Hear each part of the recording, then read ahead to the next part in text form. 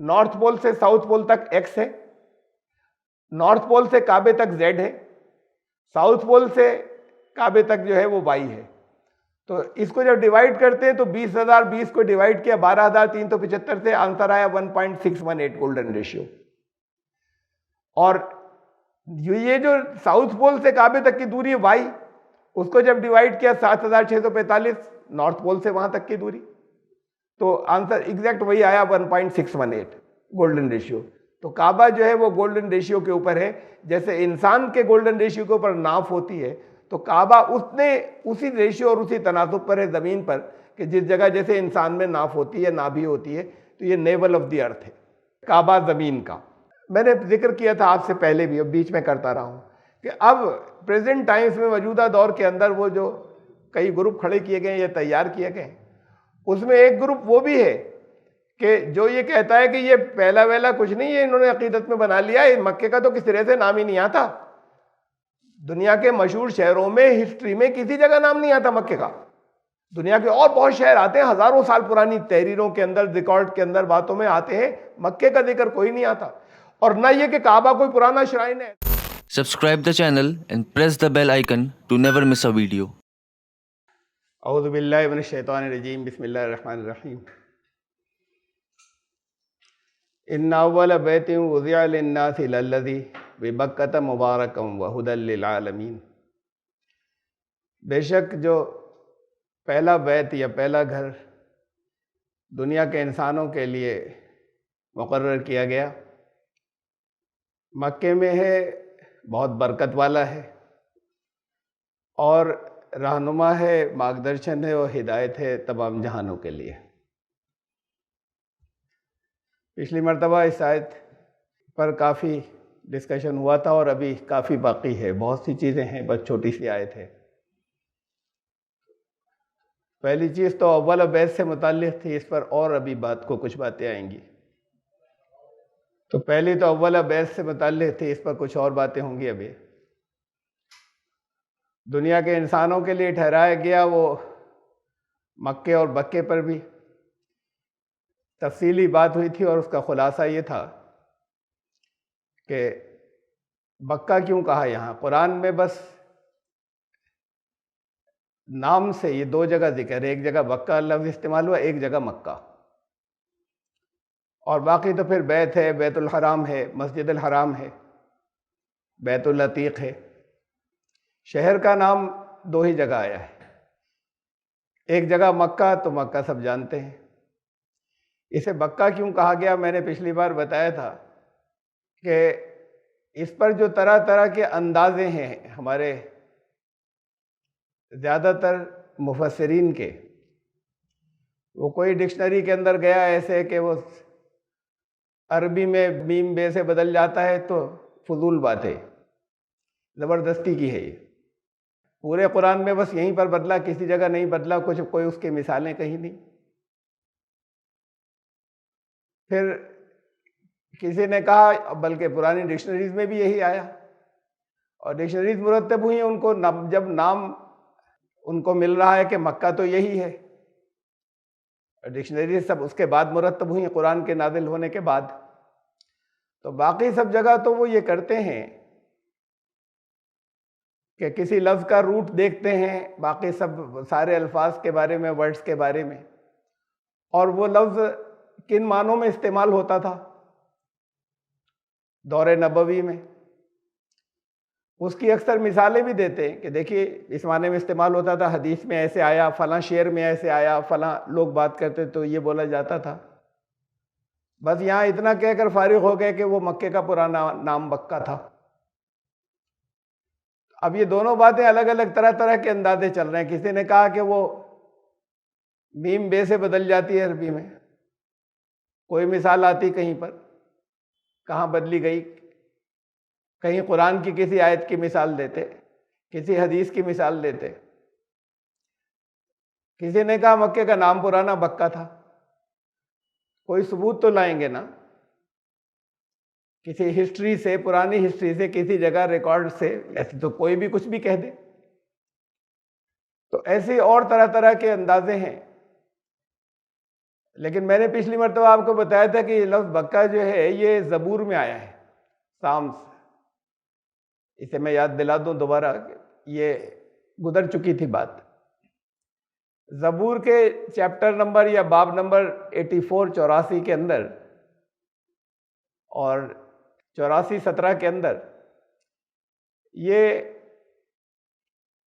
हज़रत दाऊद अलैहिस्सलाम बहुत तमन्ना कर रहे हैं कि मेरी जान तड़पती है, मेरा दिल तड़पता है बक्का जाने के लिए। और ये मैं फिर से पढ़ देता हूँ, उर्दू वाला हिस्सा इसके अंदर, एक उर्दू में दिया हुआ है या हिंदी में। मेरी जान खुदा की बारगाहों के लिए तड़पती है, बल्कि बेचैन हो जाती है, और मेरा दिल और मेरा जिस्म जिंदा खुदा के लिए खुशी से ललकारते हैं। ए कादिर मुतलक खुदा, मेरे बादशाह, मेरे खुदा, तेरे मज़बे के नज़दीक, यानी जहाँ कुर्बानी की जाती है उसके करीब, हर एक अमन अमान में होता है। यहाँ पे दिया कि चिड़िया ने भी अपना घोंसला बनाया, आशियाना पाया, अबाबिल ने घोंसला, वहाँ अपने बच्चे रह सके। तो ये कितने खुशकिस्मत हैं, मुबारक है वो जो तेरे घर में बसते हैं, वो हमेशा तेरी सताइश करेंगे।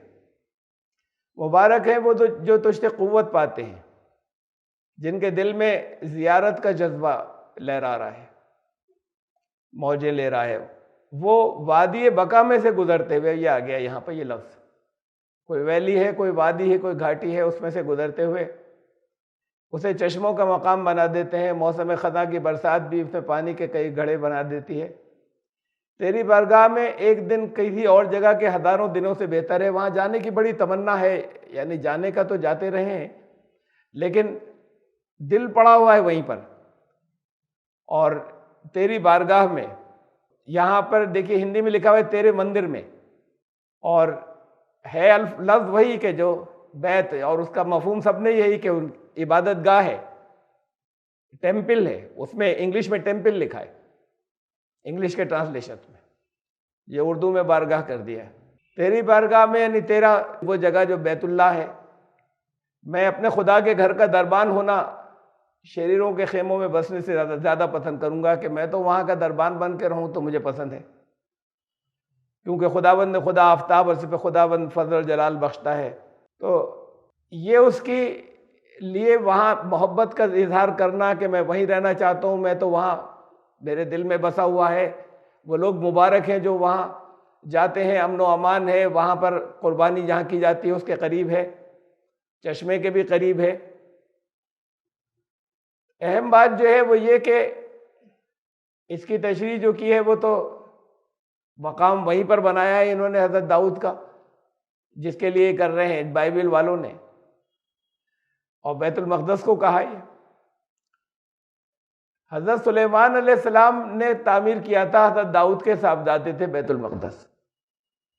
तो जब ये कर रहे हैं जिस वक्त ये, और ये साम 84 है, और ये औरों में भी आई है, इसके अलावा भी और जगहों के ऊपर भी उसका तज़किरा आया है। सिर्फ ये कि लफ्ज़ बक्का वहाँ पर नहीं है, कि बहुत तमन्ना है उन्हें बैतुल्लाह में बार बार जाने की, खुदा के मंदिर में, खुदा के घर में। तो उस वक्त तक ये तामीर ही नहीं हुआ था। हज़रत सुलेमान अलैहिस्सलाम ने कंस्ट्रक्ट करवाया था, उन्होंने तामीर किया था हज़रत दाऊद अलैहिस्सलाम के बाद, हज़रत दाऊद के इंतकाल के बाद। उस वक्त तक तो बैतुल्लाह एक ही था जो हज़रत इब्राहिम का तामीर किया हुआ चला आ रहा था, और वो था काबा। तो कुरान ने इसलिए बक्का लफ्ज़ इस्तेमाल किया है कि यहाँ पर उनकी बोली के अंदर या उनके प्रोनाउंसिएशन के अंदर वो बक्का था, ज़बूर के अंदर। तो उसे रिलेट किया है, बताया कि सारे नबी जो हैं ये इसलिए ख़ास तौर से लफ्ज़ बक्का लाए हैं कि वो इसी शहर की ताज़ीम वो अपने नाम में, अपनी ज़बान में बक्का से करते हैं, जो दूसरे और पहले के नबी चले आ रहे हैं बनी इसराइल के। तो इसलिए ख़ास तौर से यहाँ पर उसके लिए वो लफ्ज़ लाए हैं, जो लफ्ज़ वहाँ उनके यहाँ ज़बूर में आया है, इसलिए कुरान ने एक जगह इसे बक्का लफ्ज़ इस्तेमाल किया। ये तो मैंने याद दिलाया, मैं पिछली मरतबा ज़्यादा तफसील से इसको बता चुका था। अब हम फिर आ रहे हैं इसी आयत के ऊपर। पहला घर सबसे, कुरान ने इसे दूसरी जगह पर बैतुल अतीक भी कहा, सबसे पुराना। अतीक माने सबसे पुराना, ये सूरह हज के अंदर है। वल यतवफ़ू बिल बैतिल अतीक, जो लोग जाएं वहां हज करने के लिए, वो तवाफ भी करें, वो घर जो बहुत पुराना है, एंशंट, बहुत प्राचीन, उसका तवाफ भी करें। तो ये पुराना और पहला, अब इसको बाद के लोगों ने डिस्प्यूट किया है, इसको भी मैं लूंगा बात को। लेकिन बहुत अहम बात जो है वो ये कि फिर ये सवाल होता है जो जगह जगह से आता है कि इसी जगह को क्यों सिलेक्ट किया गया। सवाल तो बहुत बेढब सा है और असल तो इसका जवाब ये हो सकता है कि भाई अल्लाह की मर्जी, जिस जगह को भी उसने सिलेक्ट किया बैतुल्लाह बनाने के लिए, सारी इंसानियत के लिए हिदायत का सेंटर बनाने के लिए, और अगर इसे नहीं करते किसी और जगह को करते तो उस पर भी ये सवाल होता है यही जगह क्यों।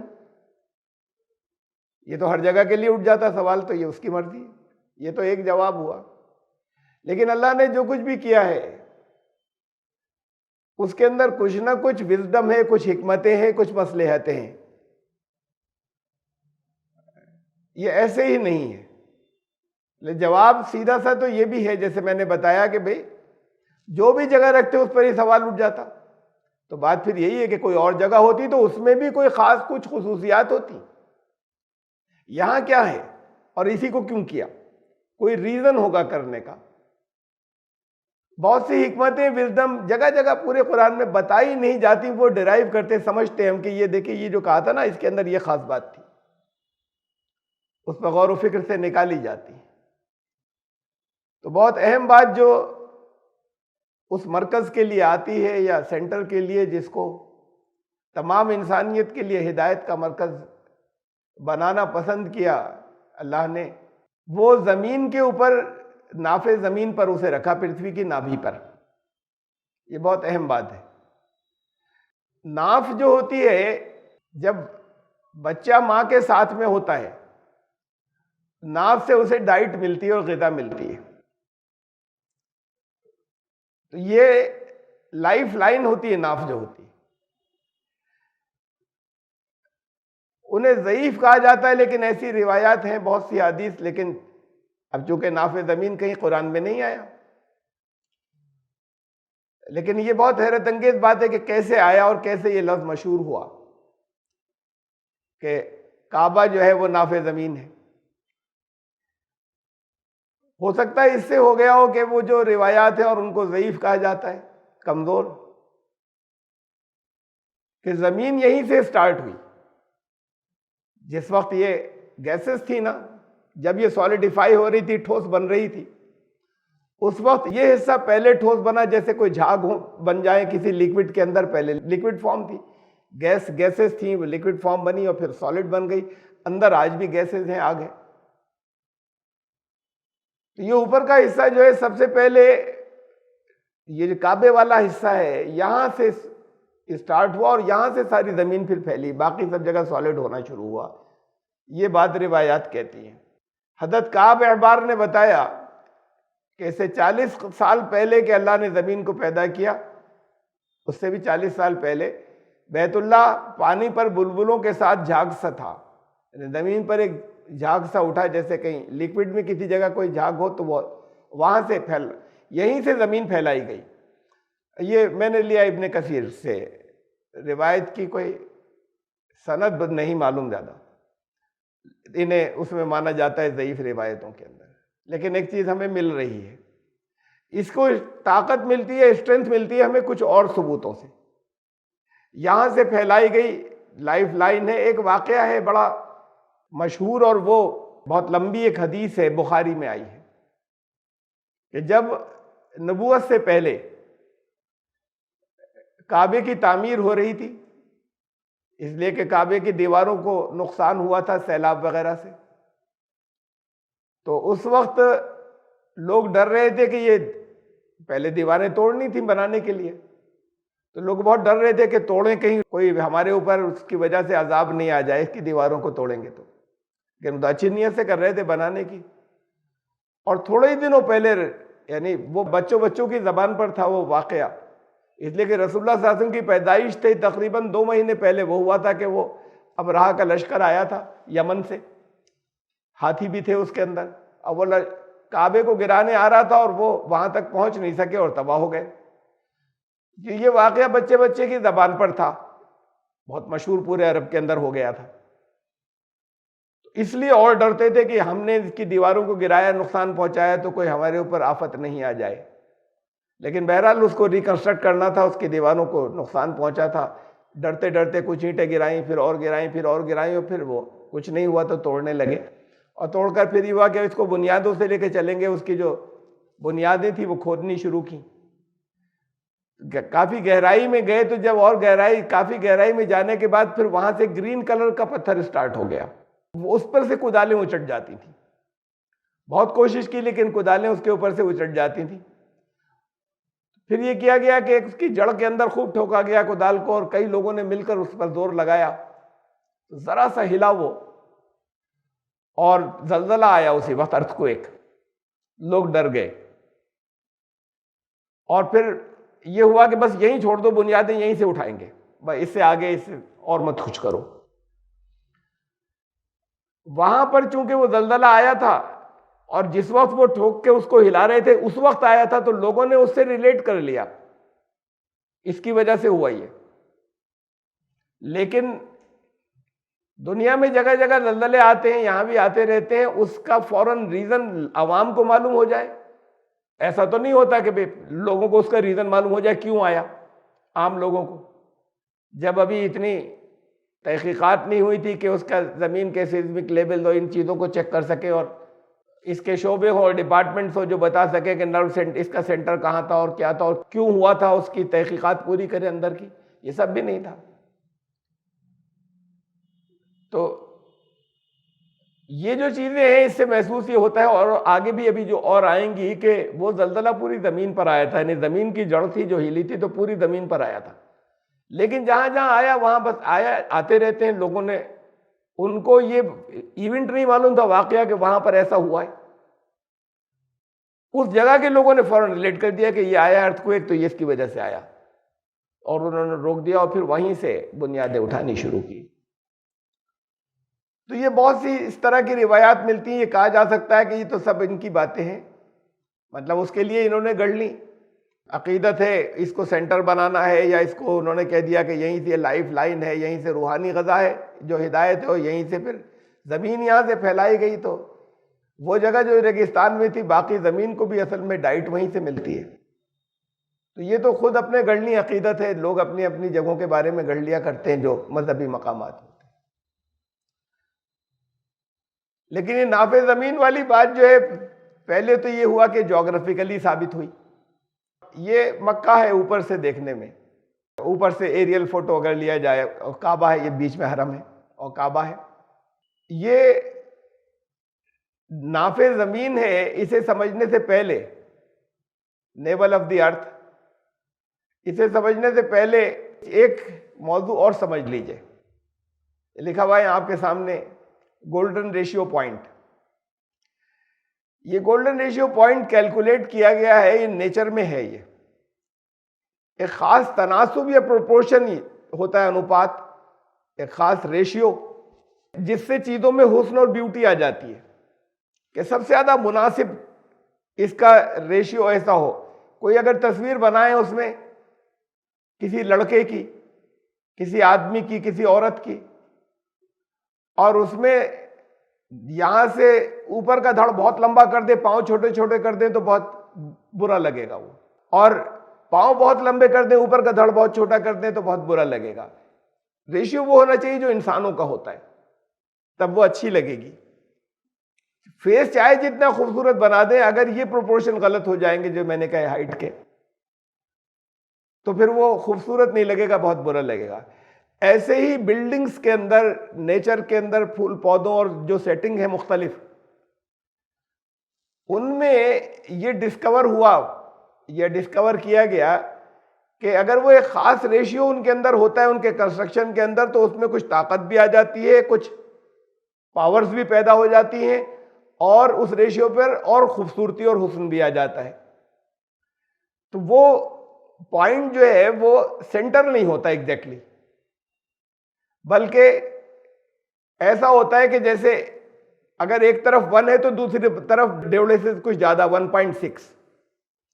ये रेशियो जो है ये गोल्डन रेशियो कहलाता है। ये नेचर में जगह जगह डिस्कवर किया गया है और जितनी चीजें कुछ बाद इमारतें और बिल्डिंगें लोगों ने बनाई हैं जो बड़ी मशहूर हैं, उनमें भी ये रेशियो रखा गया है उनकी लंबाई चौड़ाई ऊंचाई के अंदर।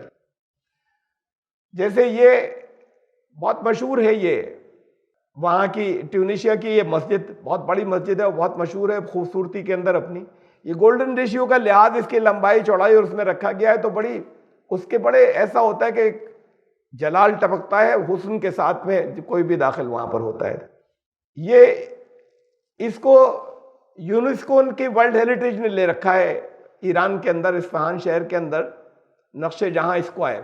ये गोल्डन रेशियो इसके अंदर भी है 1:1.6 और इसलिए बहुत हसीन जो है ये लगता है या महसूस होता है। फ्रांस में ये जगह है, बहुत सी विलाज हैं जहां पर टूरिस्ट जाते हैं तो बहुत खूबसूरत विलाज हैं, उनमें भी गोल्डन रेशियो रखा गया है। तो जगह भी खूबसूरत है और वो खुद अपने आप में बड़ी हसीन लगती हैं, गोल्डन रेशियो का उसमें लिहाज रखा गया है। ये पिरामिड ऑफ गीजा है, ये बहराम मिस्र, और जितने भी और बहुत से बने हुए पिरामिड इसके अलावा भी वहां पर। गीजा ये सबसे बड़े वाले का नाम है, पिरामिड ऑफ गीजा। उन सब में खास रेशियो है। ये रेशियो बात को डिस्कवर हुआ कि इसमें गोल्डन रेशियो मौजूद है। फिर इसमें अजीबोगरीब पावर्स आ गई उसकी वजह से, उस खास एंगल पे। अगर इस एंगल पर नहीं बनता और इसके ये प्रोपोर्शन नहीं होते तो ये पावर्स उसमें नहीं आती। तो दुनिया एक जमाने तक हैरान रही कि ये इतनी बड़े बड़े स्ट्रक्चर जिसमें कितने हजारों लोग लगे होंगे और कितने सालों में ये बना होगा, क्यों बना रखे थे। तो फिर उसके बाद अब तक चीजें उसके अंदर से निकलती चली आ रही है कि इसके क्या असरात होते हैं और क्यों बनाए होंगे इन्होंने, और क्यों इस पर इतने एक नहीं इतने बहुत से इन्होंने बनाए थे वहां रेगिस्तान के अंदर। तो इसका जो स्लांट, इसे हाइट है, ये जो जिसे हम तिरछा कहें या स्लोप कहें, वो और नीचे की जो बेस की साइड है, इन दोनों का रेशियो जो है वो है 1 और 1.6। गोल्डन रेशियो इसके अंदर मौजूद है। उसके बाद इसके अंदर ये तरह तरह की पावर्स गैर मामूली अजीब व गरीब इस शेप के अंदर पैदा होती हैं, इसलिए कि इसमें गोल्डन रेशियो है। तो ये गोल्डन रेशियो बहुत अजीब चीज है। अगर कुछ चीजों के अंदर ये आ जाए, कुछ पावर्स भी पैदा हो जाती हैं और हुस्न और खूबसूरती और हैबत, ये चीजें भी आ जाती हैं, जलाल। इसमें यूं समझिए कि ये जैसे कोई, आप अगर कहीं खड़े हो किसी दीवार के पास में, अपनी हाइट बिल्कुल सही सही नाप लें तो, और नाफ का निशान बिल्कुल एक्यूरेट सही जगह पे लगा लें कि कितनी हाइट के ऊपर है। तो फुल हाइट को अगर हम x माने, नाफ से नीचे तक, पैरों से नाफ तक की हाइट को अगर हम y मान लें कि ये y इतने इंच है, उसको y मान लें हम, और नाफ से सिर तक की हाइट अगर z मान लें, तो फुल हाइट से ये नीचे से, नाफ से नीचे वाला, धड़ से नीचे वाला जो हिस्सा है, अगर इस फुल हाइट को इससे डिवाइड करेंगे तो आंसर आएगा ये गोल्डन रेशियो, ये है 1.618। और ऊपर से यहां तक और पांव से यहां तक, नाफ तक, वो नीचे वाले हिस्से को हमने y माना था, इसे z माना है, यहां से यहां तक, नाफ तक के। y को z से अगर डिवाइड करें तब भी वही, बिल्कुल वही आंसर आता है। ये हर एक का है, कोई लंबा है दुनिया में, कोई छोटा है, कोई मोटा है, तरह तरह के लोग हैं, मर्द हैं, औरतें, और हर एक के अंदर ये रेशियो है। तो ये रखा है अल्लाह ने उसके अंदर, यानी इंसान के खूबसूरती और हुस्न या उसका बैलेंस, तवाजुन जो है, उसकी नाफ जो लाइफ लाइन होती है वो उस जगह पर रखी है कि जो वो गोल्डन रेशियो उसके अंदर मौजूद है। ऐसा कि पूरी हाइट को आप अपना करके देख लें, मैंने यहाँ करके दिखाया भी था कभी एक दफा लेक्चर जब दिया था, तो खड़ा करके दीवार सर से बिल्कुल हाइट बिल्कुल एक्यूरेट ले लें और वो निशान भी ऊंचा नीचा नहीं लग जाए, नाफ कितनी हाइट के ऊपर है वो दीवार पे लगा लीजिए तीनों, और उसके बाद नापिए, और नापने के बाद आप कैलकुलेटर से डिवाइड करके देख लीजिए हर एक कैसे ही है। अब एक बात हमें मालूम हो गई कि नाफ जो होती है वो गोल्डन रेशियो के ऊपर होती है ह्यूमन बॉडी के अंदर। इसको हम काबे पर देखना चाहते हैं, जब काबा मशहूर है कि वो नाफे जमीन है। ये पूरी हाइट जो है याद रखिएगा ये x है, सर से पांव तक। तो अब हमने पूरी हाइट नापी, मैंने खुद नापी इसे, उसके ऊपर चूंकि गूगल अर्थ के ऊपर उसका है गुंजाइश नापने की कि कैसे नापा जाए। तो वो जो नॉर्थ पोल था, उसे सर्च किया, साउथ पोल, और वहां से फिर यहां तक का डिस्टेंस, ये रेड लाइन उसी की जा रही है, रेड लाइन बन जाती है उसके अंदर। लेकिन वो लाइन वहां से हम जमीन पर जगह जगह से ले सकते हैं, नॉर्थ पोल से साउथ पोल तक चारों तरफ से ले सकते हैं। ऐसे लेनी कि काबे से होकर गुजरे। फिर उसके बाद हम कैलकुलेट करेंगे, काबे से नॉर्थ पोल तक को तो मान लेंगे जैसे इंसान का सर और नाक की दूरी। काबे से साउथ पोल का डिस्टेंस जो है, फासला, उसे ऐसे मान लेंगे जैसे नाक से नीचे पांव तक की दूरी। और नॉर्थ पोल से साउथ पोल तक की पूरी दूरी को हमने जो एक्स जिसे माना है वो फुल, जैसे इंसान की पूरी हाइट।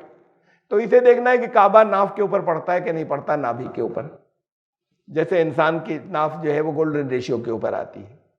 तो ये एक्स को उसके अंदर मैंने मेजर किया, तो ये जो नॉर्थ पोल से साउथ पोल तक का जो डिस्टेंस आया उसको काफी एक्यूरेटली तलाश किया मैंने, नॉर्थ पोल एग्जैक्ट। वो डिस्टेंस जो आया वो गूगल अर्थ के ऊपर निकल के वो आया 20,020 किलोमीटर, नॉर्थ पोल से साउथ पोल तक जमीन का, ऐसे कि वो जो है लाइन काबे से गुजर रही हो। तो साउथ पोल तक, कुतुब शुमाली से कुतुब जनूबी तक, नीचे अंटार्कटिका है जहां पर साउथ पोल है, और ऊपर जो नॉर्थ पोल, वहां से ये 20,020 किलोमीटर आया। अब काबे से नीचे तक की नापनी है, जैसे नाफ से पैरों तक की, उसे वाई कहेंगे हम। फिर काबे से नॉर्थ पोल तक की नापनी है, जैसे नाफ से सर तक, उसे हम जेड कहेंगे। ये डिस्टेंस जो है वाई, नाफ से नीचे तक का, जिसे हमने मान लिया था। ये जब हमने काबे का नापा, ये देखिए नीचे अफ्रीका है और उधर फिर वो है, घूमकर वहां तक, ये काबे तक ली है लाइन हमने, जिसे नापा है, मेजर किया, वो आई 12,000। ये साउथ पोल मैंने दिखाने के लिए रखा तो वो छुप गया, उसे सामने लाएंगे तो ये छुप जाएगा नीचे का। तो इसको काबे तक ले गए सीधी लाइन वहां से, तो वो आई 12,375 किलोमीटर साउथ पोल से काबे तक की। अब हमें वहां से तो ऊपर तक जाने की तो बहुत आसान है, वो 20,020 में से इसे घटा दें हम, बजाय नापने के। वो तो पूरी तो नाप ही चुके हैं ऊपर से नीचे तक की, उसमें से ये बीच की नाप ली, तो वो 20,020 में से सब्ट्रैक्ट करते तो जेड आ जाएगा, यानी सर से लेके नाप तक की। ये जो है डायरेक्ट मेजर भी की, उससे नाप भी सकते थे। ये आती है 7,645 किलोमीटर।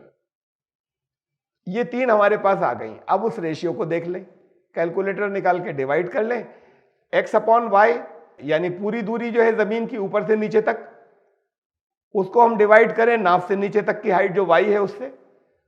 तो ये हुई, ये नॉर्थ पोल से साउथ पोल तक x है, नॉर्थ पोल से काबे तक z है, साउथ पोल से काबे तक जो है वो y है। तो इसको जब डिवाइड करते हैं तो 20,020 को डिवाइड किया 12,375 से, आंसर आया 1.618 गोल्डन रेशियो। और ये जो साउथ पोल से काबे तक की दूरी है y, उसको जब डिवाइड किया 7,645, नॉर्थ पोल से वहां तक की दूरी, तो आंसर एग्जैक्ट वही आया 1.618 गोल्डन रेशियो।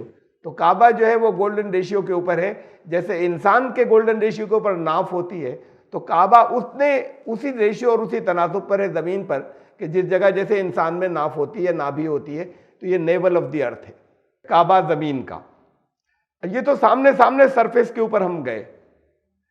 ये एक तरीके से और भी कैलकुलेट किया गया है, थोड़ा सा मैं समझाता जाऊंगा, हर एक की समझ में नहीं आएगा, बाद लोगों के आएगा, बास के नहीं आएगा, तो समझाता रहूंगा मैं। ज्योग्राफिकल कोऑर्डिनेट्स, अगर आप गूगल अर्थ के ऊपर जाएं, रामपुर उसमें निशान लगाएं, रामपुर में कोई जगह लगा लें, शमशावेद हॉल, तो नीचे लिखा होगा, ये पट्टी जैसे लाल है, वहां पे कोऑर्डिनेट्स लिखे होंगे कि जमीन के सेंटर से कितना नॉर्थ में, अगर हम ऐसे लकीर खींचते हैं, उससे कितना नॉर्थ में फला रामपुर है, या साउथ में पड़ता है या नॉर्थ में पड़ता है। और अगर सीधी लकीर खींचे तो उससे राइट में, ईस्ट में पड़ता है या वेस्ट में पड़ता है रामपुर, कितने डिग्री पर, तो इतने डिग्री नॉर्थ और इतने डिग्री ईस्ट पर रामपुर पड़ेगा। इसे कोऑर्डिनेट्स कहते हैं।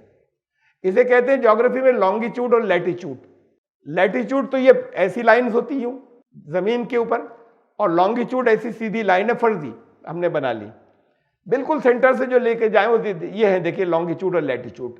अगर हम ये जो लेफ्ट हैंड पर है, ये है लैटिट्यूड्स, यानी ऐसे, इसमें जो बिल्कुल सेंटर की लाइन है उससे हम देखते हैं कि ऊपर का नॉर्थ है और नीचे का साउथ है, कितने डिग्री नॉर्थ पर है कोई जगह, उसे देख लिया। अब ऐसे जमीन पर लाइनें खींची तो एक लाइन हमने मेरिडियन मान ली, एक को सेंटर मान लिया, एक जगह को मेरिडियन कहते हैं उसे। तो वो जब उसे सेंटर मान लिया तो वहां से कौन सा ईस्ट में है, कितने डिग्री और कितने डिग्री वेस्ट में, ये पूरा सर्किल जो है ये 180 डिग्री का है, जो उसके हिसाब से होता है। तो ये लैटिट्यूड और लॉन्गिट्यूड कहलाते हैं। अब काबा जिस जगह पर है उसका ये जो मैंने आपको दिखाया था मैप में जो लिखा होता है, तो वहां पर लिखा हुआ है, आप भी अगर काबे को अगर वहां पर पिन पॉइंट करें निकाल कर गूगल का अर्थ का, तो लैटिट्यूड लिखा होगा 21.42, एन भी लिखा होगा नॉर्थ। यानी जमीन पर अगर बिल्कुल सेंटर में एक लाइन जो है वो चारों तरफ खींच दी जाए फर्जी, बिल्कुल सेंटर में ऐसी हॉरिजेंटल, तो उससे ऊपर है 21 डिग्री, 21.42 डिग्री, यह है लैटिट्यूड उसका। तो इसको हम कहेंगे उसके कोऑर्डिनेट्स के, उसकी सही पोजीशन। लॉन्गिट्यूड अगर सीधी ऐसे खींच दें जमीन के चारों तरफ, तो बिल्कुल जो सेंटर से गुजर रही, जैसे मेरिडियन हमने स्टैंडर्ड मान लिया है, अब उससे ईस्ट में है या वेस्ट में है, ये ऊपर वाली, तो इससे काबा जो है ईस्ट में है, 39.82 डिग्री ईस्ट में है। ये आके यहां पर बैठेगा। देखिए ये जो ग्रीन बनी हुई है, ये रेड वाली लकीर जो है, जब हम इसका लैटिट्यूड देख रहे हैं तो रेड वाली तो 0 डिग्री के ऊपर है, 0 डिग्री से नॉर्थ में है। नॉर्थ में कितना था, 21 पॉइंट कुछ अभी आता है, नॉर्थ में था। ये पूरा यहां से लेके यहां तक, नीचे से ऊपर तक जो है ये 180 डिग्री है, 90 डिग्री नीचे और 90 डिग्री ऊपर, 180 डिग्री है जो इसका एंगल माना जाता है जमीन का। और यहां से नीचे तक आधा हिस्से का हुआ 90 डिग्री, इससे इतना और ऊपर जाके बैठ रहा है ये हरी लाइन जो है, ये जो आपको रेड सर्किल दिख रहा है, काबा इस जगह है। तो ये हरी लाइन 21.42, वही जो गूगल वहां से उतारा है, जो मैप दिखाया था आपको कि 21.42 डिग्री जो है वो नॉर्थ में है, उस मैप में ये था।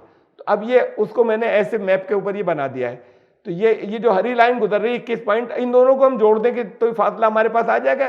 पाँव से फासला कैसा, अगर पाँव माने, या नीचे से साउथ पोल से डिस्टेंस, ये इससे कोऑर्डिनेट्स, अब ये किलोमीटर में नहीं आ रहा है, डिग्री में आ रहा है कोऑर्डिनेट्स। 90 प्लस 21.42, ये तो हो जाएगा वाई, ऐसा जैसे विशाल समझ लें पाँव से नाभि तक की दूरी। तो जब हम कोऑर्डिनेट्स डिग्री में देख रहे हैं तो वाई बैठेगा 21.42 और 90, जहां से हरी लाइन गुजर रही है, ये हो गया 111.42। पूरा कितना है, एक्स जैसे होता है इंसान की हाइट में, उसे एक्स माना था, वो है 180 डिग्री। एक्स में से इसे वाई को घटा देंगे तो ऊपर वाला हिस्सा आ जाएगा जेड। अब ये हमने कर लिया यहां पर कि इसका काबे का जो लैटिट्यूड है, ये तो गूगल अर्थ में लिखा हुआ था, वही जो नीचे रेड सर्किल था 21.42 नॉर्थ में। इसमें जब हम इसको देखते हैं तो वाई हमारा निकल आया, अभी हमने भी देखा 90 प्लस 21.42, 111.42 जो है वो वाई है नॉर्थ के अंदर। यानी नाफ से यूं कर ले, नाफ से नीचे तक की दूरी, पांव तक की, या ये दूरी नहीं है किलोमीटर में, ये डिग्रीज हैं कि कितने डिग्री के ऊपर है, ये है, इसे कोऑर्डिनेट्स कहते हैं। ये ज्यादा कॉम्प्लेक्स बात हो गई खाली सीधा सीधा सा किलोमीटर में फासला नापने से। और टोटल एंगल जो है नॉर्थ से साउथ तक वो 180 डिग्री, अभी मैंने दिखाया था, आपको बताया था, वहां लिखा हुआ भी था मैप के ऊपर। और z कितना हुआ इन दोनों में से, उस टोटल 180 में से उसे घटा दिया, 111 को तो z आ गया। अब ये 3 आ गई हमारे पास, जैसे इंसान की नाव की आई थी वो। अब हमें निकालना है y अपॉन x और x अपॉन y। x को डिवाइड करना है y से, इसमें x दिया हुआ है 180, उसको डिवाइड करना है 111 से, 111.42 से, और y को डिवाइड करना है, यानी y है इसके अंदर 111, उसको डिवाइड करना है z से 68 पॉइंट। ये हमने x को जब y से डिवाइड किया तो आ रहा है आंसर, वही आ रहा है गोल्डन रेशियो 1.6। और जब हमने y को z से डिवाइड किया, ये कहीं भी आप कैलकुलेटर से करके देख सकते हैं, मैंने करके बनाया है, तो आंसर आ रहा है वही 1.6। तो ये कोऑर्डिनेट्स के हिसाब से, किलोमीटर से ज्यादा बड़ी पेचीदा बात है। कोऑर्डिनेट्स के हिसाब से भी जो है, अभी हमने खाली लैटिट्यूड को देखा, अब लॉन्गिट्यूड को भी देखेंगे। यानी ये वाली लाइनें देखी थी हमने, अब जिसके काबा नॉर्थ में है। अब हम लैटिट्यूड को भी देखेंगे, वो लाइनें जिससे काबा ईस्ट में है उसको भी देखेंगे। लेकिन इस हिसाब से ये कोऑर्डिनेट्स में गोल्डन रेशियो के ऊपर आ रहा है। अब ये जो मैप है इसके अंदर, ये जो गहरी लाइन है रेड वाली खड़ी, ये है 0 डिग्री के ऊपर, इससे 180 डिग्री इधर है, जमीन घूमी हुई, और 180 डिग्री इधर है, ऊपर लिखी हुई डिग्री, टोटल है 360। हरी लाइन जो है ये काबा है, काबे पे से गुजर रही है। इसमें ये तो है टोटल है 360 डिग्री, ये ऊपर लिखा हुआ भी है उसके अंदर, वो मैप पहले का बना हुआ है, मैंने नहीं बनाया है। तो इसका आधा हुआ 180 डिग्री, और इसमें ईस्ट वो जो था 39.82, ये वही गूगल मैप से उतारा था कि इसका जो लॉन्गिट्यूड है वो है 39.82 ईस्ट। तो ईस्ट में हम और आ गए, ये ग्रीन लाइन जो वहां से गुजर रही है 39.82, इन दोनों को हम जोड़ देंगे 180 को और 39.82 को, तो वाई आ जाएगा, यानी नाव से वहां तक की दूरी को जैसे हम समझ सकते हैं एक तरीके से। पूरा एक्स जो है वो 360 डिग्री, और एक्स में से वाई घटा देंगे तो जेड आ जाएगा, फिर हम डिवाइड करके देखेंगे। तो वाई तो ये हो गया 39.82 प्लस 180 आ गया 219.8। अब एक्स हमें मालूम है 360, तो ये वाई तो ये हमारे पास अभी पहले आया, जेड निकाल लेंगे। टोटल एक्स जो है टोटल वो है 360, वो ये दिखा चुके हैं। अब जेड इनमें से घटा के आ जाएगा, 360 में से उसे सब्ट्रैक्ट किया, जेड आ गया, यानी हमारे इंसान की पूरी हाइट में से नाफ से नीचे तक की अगर घटा दें तो नाफ से ऊपर तक की आ जाएगी। इस तरीके से मिसाल समझ के ये आ गई है कोऑर्डिनेट्स लॉन्गिट्यूड के। अब इन्हें डिवाइड करके देख लें, एक्स को डिवाइड करें वाई से और वाई को डिवाइड करें जेड से। एक्स को डिवाइड किया वाई से 360 अपॉन ये दिया हुआ एक्स की वैल्यू, वहाँ वाई की भी दी हुई ऊपर, जब डिवाइड करें कैलकुलेटर से आप देख लें तो आएगा 1.6, और वाई को डिवाइड किया वो वैल्यू लिखी हुई 219, और जेड की आई हुई 140, जब इससे डिवाइड किया तो आंसर आ रहा है वही गोल्डन रेशियो 1.6। तो लॉन्गिट्यूड और लैटिट्यूड दोनों के हिसाब से भी जो जमीन के कोऑर्डिनेट्स हैं, जैसे मैंने कहा थोड़ी सी कॉम्प्लेक्स बात है लेकिन कुछ आ गया होगा समझ में, जो ज्योग्राफी को या लॉन्गिट्यूड और लैटिट्यूड या डिग्रीज को नहीं जानते तो उनके भी कुछ आ गया होगा समझ में। तो ये इतनी पेचीदा जो कैलकुलेशन है उसमें भी काबा जो है वो नेवल ऑफ द अर्थ और नाफे जमीन पर आ रहा है। अब ये चीज बड़ी अहम होती चली जा रही है कि क्यों काबे को वहां पर, मतलब काबे को मरकज क्यों बनाया गया, और नाफ यानी बिल्कुल सेंटर नहीं है, ज्योग्राफिकल सेंटर नहीं है, बल्कि जैसे इंसान के जिसमें नाफ सेंटर पर नहीं होती, नीचे का धड़ थोड़ा सा ज्यादा होता है और ऊपर का थोड़ा सा कम, डिवाइड करें तो 1.6 आएगा, 1.5 गुने से थोड़ा ज्यादा होता है नीचे का नाफ से नीचे तक का हिस्सा, और यहां से ऊपर तक के मुकाबले में 1.618। फिर ये चीजें मैंने बैठकर बहुत दिनों कैलकुलेट की थी और ये बड़ी हैरत अंगेज चीजें निकल कर आई थी इससे। ये आयत है अभी, यही इसी आयत को हम ले रहे हैं, इन्ना अव्वल बैतिन वुज़िअ लिन्नास। ये 5 इसमें से लफ्ज मैंने छांटे। अब वो तो फिर उसकी सिफात है, बेबक्कता मुबारकन, मक्के में है, बरकत वाला है, रहमत है, हिदायत है सारे जहान वालों के लिए। लेकिन जो फैक्ट बताया गया है कि दुनिया के इंसानों के लिए जो घर बनाया गया पहला घर, ये 5 लफ्ज ले लिए, इसमें हर एक के लेटर्स गिनेंगे हम, हर एक में कितने कितने लेटर्स आए। ये बैत है सेंटर में, ठीक है ना, इधर छोड़ दिया इधर छोड़ दिया। अब ये बैत इसमें हर एक में हम लेटर्स गिनेंगे, नंबर ऑफ लेटर्स, और इसको काटेंगे ऐसे, बैत वाले को ऐसे काटेंगे कि आधे से थोड़ा कम, यानी बिल्कुल आधा नहीं कटेगा भी नहीं। इसमें 3 वर्ड्स हैं, 3 लेटर्स हैं, 1 + 2 बन के कटेगा। तो ये देखिए लेटर्स इसके, पहले तो इसका ट्रांसलेशन देख लीजिए, आपने देखा हुआ है पहला घर जो बना लोगों के लिए। अब इस पे चले हम आगे। इसमें इन्ना के अंदर 2 लेटर्स हैं, अलिफ नून। अव्वला में 3 लेटर्स हैं, बैत में 3 लेटर्स हैं, उसको काट दिया मैंने, बीच वाले को काट दिया 2 जगह। नाफ से पांव तक की दूरी लेनी है और नाफ से सिर तक की दूरी लेनी है। तो बैत को अगर हम नाफ पर मान रहे हैं घर, तो इसको 2 जगह काटेंगे, और काट भी हम ऐसे रहे कि एक छोटा एक बड़ा, और वैसे तो ये कटेगा ही ऐसे ही। अगर बराबर का होता तो भी उसमें हम 50-50 नहीं लेते। फिर ये देखते कि वो रेशियो आ रहा है या नहीं आ रहा है, डिवाइड करके। खाली काट देने से, छोटा बड़ा काट देने से तो ऐसा नहीं होगा कि रेशियो आ जाए। तो ये अब इसके अंदर x क्या होगा, इन सब का टोटल देखिए। ये x जो है जैसे इंसान की पूरे की हाइट, तो x क्या है, इन सारी गिनतियों का टोटल 16, इन सबको ऐड कर दिया। इसके बाद फिर y क्या होगा, पैरों से वो बड़ा वाला हिस्सा, इसमें जो बड़ा वाला हिस्सा है 5, 3, 2, वो y बैठेगा। नाफ से पैरों तक की दूरी, तो ये बाद वाला सेकंड हाफ, 5 + 3 + 2, ये कितना हुआ 10। फिर z वो है 2, 3, 1, शुरू से सेंट बैत तक की दूरी 2, 3, 1, 6। अब इन्हें डिवाइड कर देख लीजिए, x को y से डिवाइड करके देख लीजिए और y को z से डिवाइड करके देख लीजिए। कहीं कहा नहीं गया कि काबा नाफे जमीन है, ना कुरान में ना, लेकिन जब लेकर आते हैं तो बिल्कुल उसी रेशियो, गोल्डन रेशियो के ऊपर आ रहा है जो इंसान के अंदर होता है। x 16 है, y 10 था, z 6 था। 16 को 10 से डिवाइड करें 1.6, और y जो है वो 10 है और z 6 है, 10 को 6 से डिवाइड करें 1.6। तो ये जो बैत आ रहा है काबा, ये इस आयत में भी अल्लाह ने अल्फाज ऐसे सेट किए। ज्योग्राफिकली आया किलोमीटर में, कोऑर्डिनेट्स वो डिग्रीज के अंदर आया, वो बड़ी कॉम्प्लेक्स बात है, लॉन्गिट्यूड भी लैटिट्यूड भी।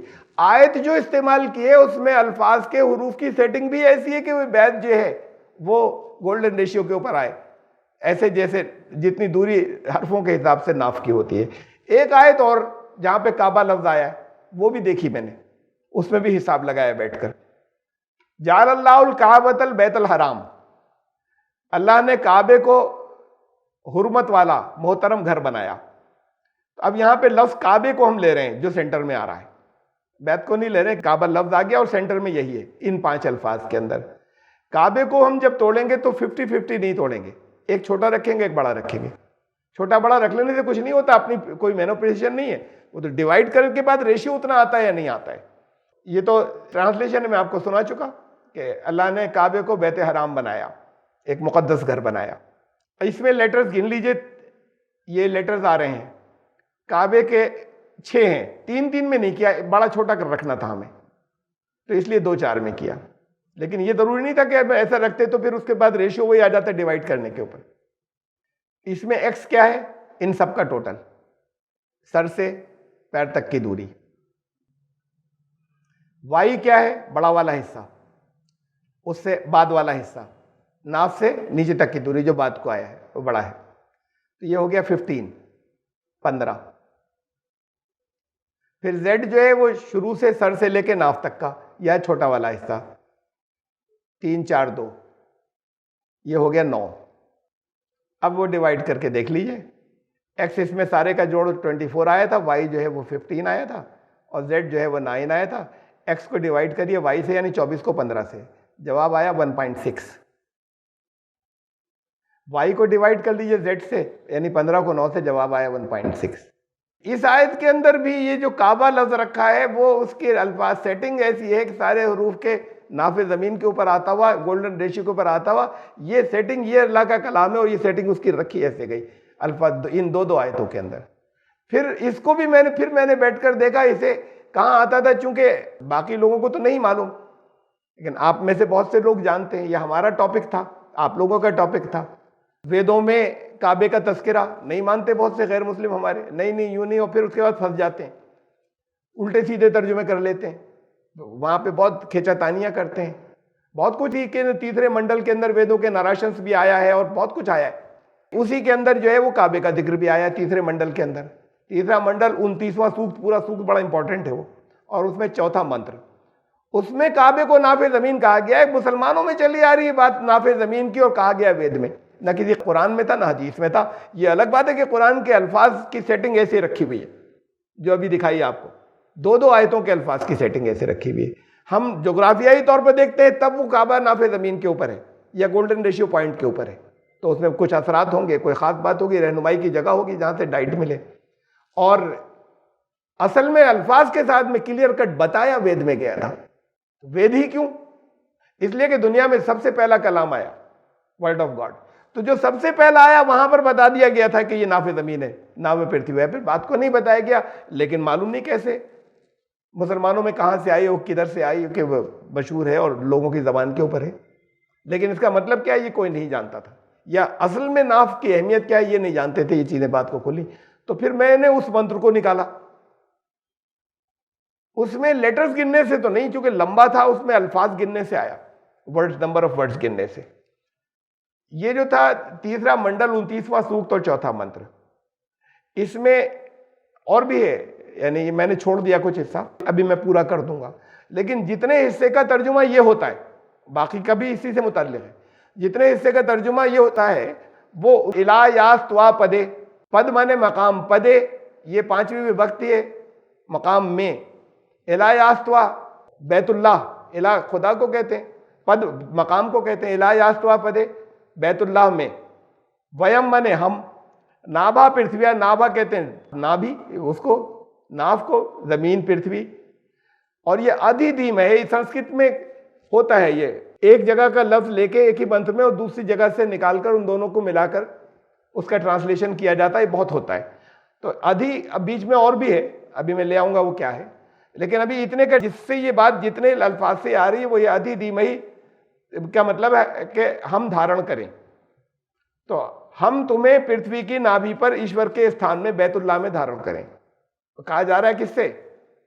अग्नि से। जो अग्नि से कहा जा रहा है वो अग्नि की हकीकत आप लोग जानते हैं, अग्नि वो हकीकत अहमदी।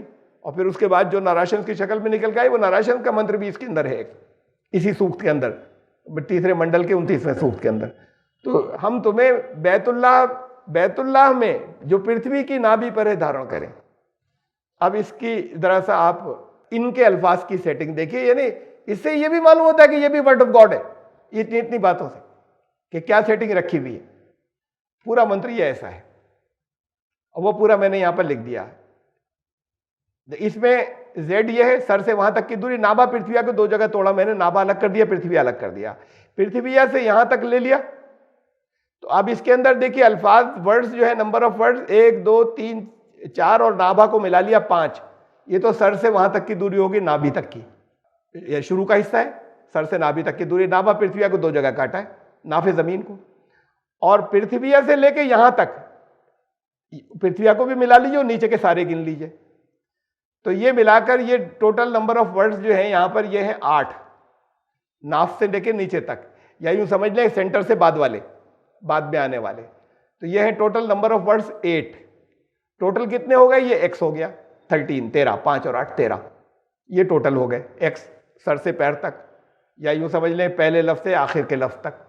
आगे का भी जो है ना, जो इसमें इलाया स्वा पदे वयम नाभा पृथ्व्या अधि, और आगे लिया है हमने धीमहि, इसको लिया था, बचा क्या है? जाति वेदो अग्ने हव्याय बोधवे। इसका मतलब ये है कि अग्नि, हम हव्य के लिए, उसके लिए सेक्रीफाइस के लिए, यज्ञ के लिए, हव्य जो कुर्बान हो जाने के लिए, कुर्बानियों के लिए, वो ढवे तुम्हें प्रतिष्ठित करते हैं, तुम्हारा एहतराम उसके लिए, तुम्हें बड़ी इज्जत के साथ में जो है वो प्रतिष्ठित करते हैं तुम्हें कुर्बानियों के लिए। और कुर्बानी का मतलब वो गले काटने वाली कुर्बानी नहीं, सेक्रीफाइसेस के लिए, कि तुम्हारे लिए कुर्बानियां देते हैं। और जातिवेद का मतलब उम्मी या पैदाइशी आलिम। तो ये बाकी का मैंने अलग अलग लफ्ज के माने बता दिया आपको, जो उस वक्त तो खाली उतने को लिया था, इलायास्त्वा पदे वयम नाभा पृथ्वी आदि धीमहि। अब इसे देखें आप, एक्स कितना था इसमें टोटल सारे वर्ड्स 13, बाद वाले कितने थे?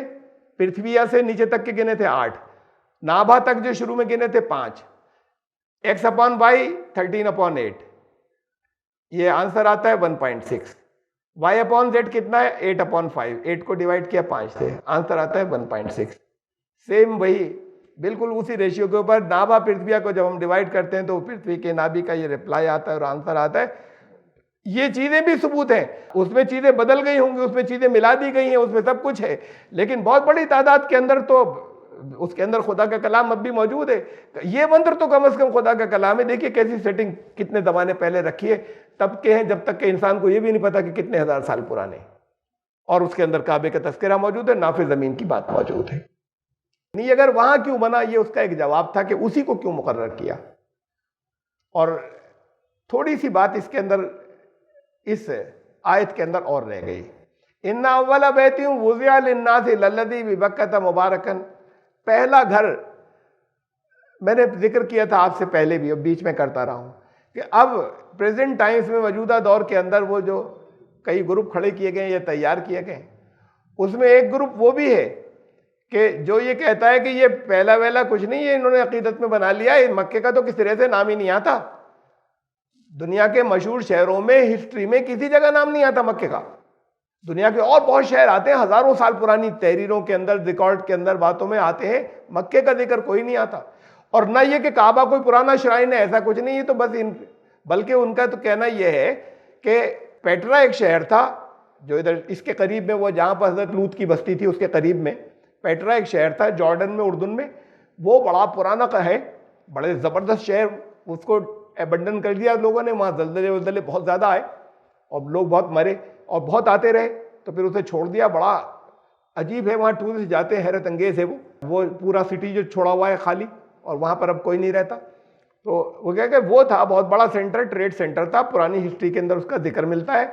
और असल में मोहम्मद सल्लल्लाहु अलैहि वसल्लम वहीं पैदा हुए थे, कह दिया मक्के को बात को, और ये बात को बनु उमैया की चालें थी, उनको यहाँ पे बना दिया, और फिर वो लोग ये, और फिर वो पुरानी हिस्ट्री इन्होंने गायब कर दी। वो इस तरह की एक थ्योरी निकाल के उन्होंने पेश की है। बहरहाल इतनी बात ज़रूर है, मेरे पास मुरादाबाद से भी कुछ लोग आए, उनका साहब वो हमने तो देख लिया, वो गूगल पे वाकई मतलब कोई पुराने रिकॉर्ड में कहीं मिल ही नहीं रहा मक्का, कि पहले कोई पुराना शहर था, ना काबा मिल रहा है कि, और ये कुरान कह रहा है साहब काबा शुरू से चला रहा है हज़रत आदम के दौर से, या बहुत क्लियर कट वर्ड्स में हज़रत इब्राहिम का नाम आता है। वो तो बहुत दूर की बात, पुराने शहरों के अंदर ना कहीं इनका नाम मिल रहा है, ना पुराने जो टेम्पल और मंदिर और वो है उसमें ना काबे का नाम मिल रहा है। इसकी बात जो करेंगे इंशाल्लाह अगली मर्तबा करेंगे। अव्वल ये इस टॉपिक को भी आपने कुरान की आयतें पढ़ ली, आप ईमान रखते हैं, आपने मान लिया, दुनिया के बहुत से लोग हैं उनका हमने मान लिया, कुछ बकते रहो, कुछ भी कहते रहो, कुरान जो कह रहा है वो सच है। एक अप्रोच तो ये है, और एक दूसरी है कि नहीं, हम दुनिया वालों को बताएंगे, साबित करेंगे कि तुमने साजिशी की है और ये मौजूद है। कितनी चीज़ों को हटा दो, कितनी ही हटा दो और कितनी गायब कर दो, चाहे जितने लंबे तुम्हारे हाथ हो, फिर भी चीज़ें छूट जाती हैं। तो वो क्या है, तो फिर इस सिलसिले में थोड़ा सा जो है वो इंशाल्लाह ज़िंदगी रही तो आइंदा तभी जाकर इस आयत, ये छोटी सी आयत के सब पहलू जो है वो पूरे होंगे। तो इंशाल्लाह फिर आइंदा मर्तबा वो हिस्सा इसका बाकी जुमे को। सुभान रब्बिका रब्बिल इज्जति अम्मा